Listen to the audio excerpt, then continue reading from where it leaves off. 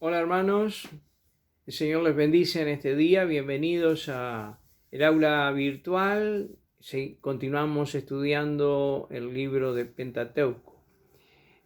Vamos a orar al Señor primero para encomendar la vida de todos los estudiantes y también la del país en las manos del Señor, que el Señor nos guíe en todo el porvenir. Padre, en el nombre de Jesús te doy gracias por este día y ruego tu bendición sobre nuestras vidas y todos los que van a participar de este estudio. Donde quiere que se encuentran, tu mano y la presencia de tu Espíritu Santo esté con ellos. También, Señor, oramos por Argentina, oramos por todas las necesidades. Pedimos, Señor, que estés obrando en la vida de los gobernantes, los que nos presiden, en los empresarios, en los pastores y en tu iglesia que hoy se encuentra en sus casas. Ministra con tu Espíritu Santo y que esta palabra que vamos a compartir hoy pueda ser de bendición para la iglesia. En el nombre de Jesús lo pedimos. Amén. Muy bien. Quiero hacer en este primer video un repaso de los temas que hemos estado tratando durante este tiempo. Antes que nada, porque después seguramente me olvido, con respecto a los pagos, ustedes saben que de momento la única vía de pago es la bancaria. Hay muchos que tienen dificultades porque no tienen cuentas y no hay otra manera. Por el momento no hay otra manera. Entonces, una sugerencia es que algún conocido, familiar que tenga cuenta bancaria, también él puede hacerle el pago y luego envía el ticket de depósito, a mí me lo envía en una foto y yo le emito el recibo oficial del seminario, también se lo envío en foto. Una vez que se levanten estas medidas, usted tendrá el recibo en papel, mientras lo va a tener en su celular. Esto es como para ir sorteando esta situación que estamos viviendo. Posiblemente un poquito más adelante se encuentre otra manera de poder realizar los pagos.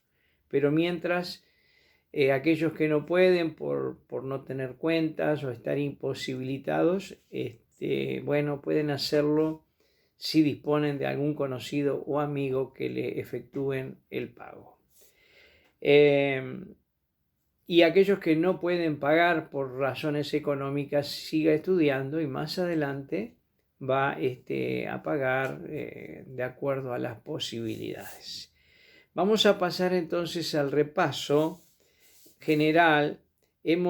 Comenzamos la materia y esto está en los audios que después vamos a procurar que aquellos primeros audios estén en el aula virtual ya en forma ordenada para que todo el contenido de la materia se encuentre en el aula virtual donde ustedes pueden entrar en cualquier momento y en cualquier horario. Y les recuerdo también que vamos a tener en el día de miércoles una videoconferencia para hablar un poco y compartir un poco cara a cara. Comenzamos en esta materia viendo el significado del Pentateuco. Ustedes lo recordarán, que decir 5 libros, las características que tiene el Pentateuco, es narrativo y es histórico. Hablamos sobre el escritor y su preparación, en el caso de Moisés, y dedicamos un tiempo interesante a este personaje que es uno de los más importantes personajes de la Biblia. Moisés en el Antiguo Testamento se considera uno de los más grandes hombres de Dios. Vimos el orden del Pentateuco y su contenido, ¿no? Los nombres de cada libro y esos nombres indican el contenido del libro. Génesis, principios, y en Génesis tenemos los principios de todas las cosas. Éxodo significa salida y tenemos en este libro la salida del pueblo hebreo de la esclavitud de Egipto hasta llegar al monte Sinaí, donde se promulga la ley. Y así sucesivamente, ¿no? Vimos el orden y el contenido del Pentateuco. Los nombres con los que Dios se ha revelado al hombre, y Dios comenzó revelándose como Elohim, Jehová y Adonai. Son las primeras revelaciones de Dios al hombre, indicando de que hay un solo Dios, ¿no? Y también en algunos nombres indica pluralidad. Esta revelación primaria de Dios al hombre va a ir con el paso del tiempo ampliándose y digamos siendo más clara. Hoy en la persona de Cristo sabemos que Dios en la deidad hay tres personas, ¿no? El Padre, el Hijo se manifestó en su encarnación, luego llegaría el Espíritu Santo en el día de Pentecostés. Entonces tenemos Padre, Hijo, Espíritu Santo. Hay tres divisiones importantes en el libro de Génesis que no las mencioné, están en sus notas, ustedes las pueden ver bien. Y la primera división que hay en el libro de Génesis es desde la creación hasta el diluvio. Esa es la primera división. Luego la segunda es desde el diluvio hasta Abraham. Y luego, tercera división, desde el llamamiento de Abraham hasta la muerte de José. Estas son las tres divisiones importantes que tiene el libro de Génesis. Luego pasamos a la creación, ¿no? Los días de la creación. Ahí yo salí de las notas y les estuve dictando algunas cosas con respecto a la creación. Vimos el modo y el orden de la creación, las palabras clave, Yom, Bara y Asa, que son muy importantes entenderlas en este proceso de la creación, ¿no? Vimos el establecimiento de la primer familia en la creación, Adán y Eva, con sus obligaciones y responsabilidades, y luego pasamos a hablar sobre la tentación, ¿no? Y hablamos sobre lo último que traté fue la prueba y la tentación, o la tentación y la prueba. Habiendo dicho en el último video que hay una diferencia entre prueba y tentación. La tentación proviene de Satanás y tiene como propósito que el hombre caiga, es herirlo, es dañarlo. La prueba proviene de Dios, el origen es Dios y tiene como propósito que el hombre se fortalezca y desarrolle sus cualidades de carácter. No es con la finalidad de dañarlo, sino de fortalecerlo. De hecho, recordemos que la prueba fue establecida por Dios en el huerto del Edén. Cuando Dios plantó el huerto, allí el árbol de la ciencia del bien y del mal y el árbol de la vida, y el hombre tenía que ir a comer del árbol de la vida, pero del otro árbol no. Pero allí fue probado, el hombre tuvo que decidir. Y esa prueba fortalecería cada día su carácter. Entonces la prueba ha sido siempre el método de Dios para fortalecer la voluntad y el carácter del ser humano.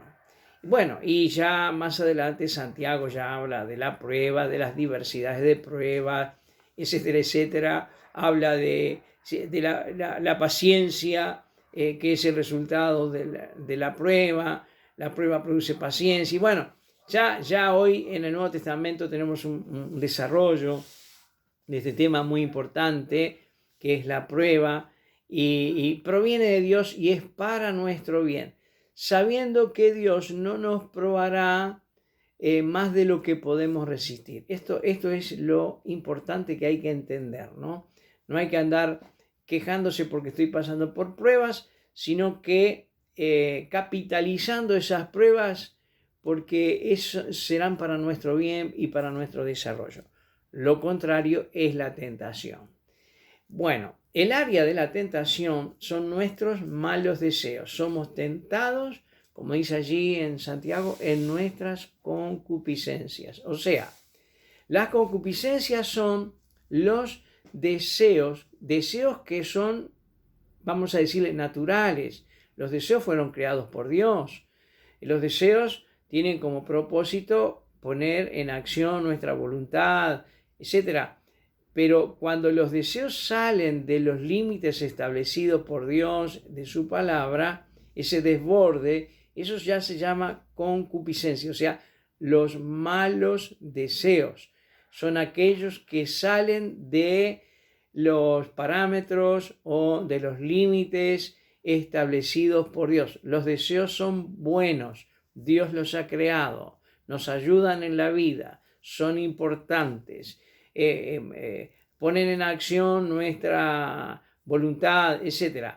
Pero cuando el deseo sale de control, entonces ahí hay un desborde donde aparece la tentación.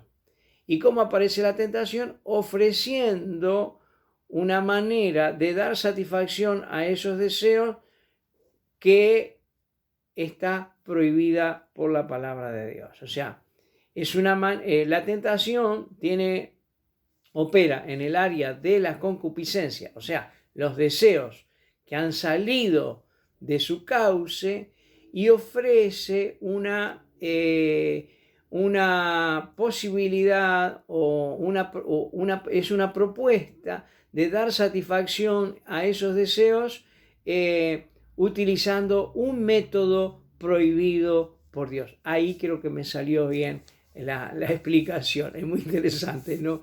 Decirlo de esa manera, casi que parece como elegante hablar de la tentación de esta forma. Pero bueno, es una forma que hallo que puede ser interesante de considerar la tentación. Ahora, ¿qué más podemos decir de la tentación?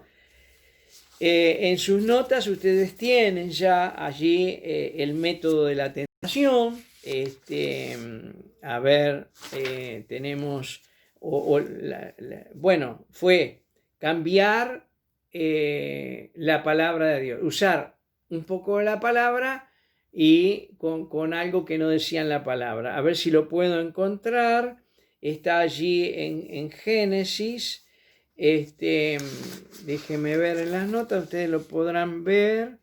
Bueno, lo van a tener que buscar para que no se me vaya el tiempo.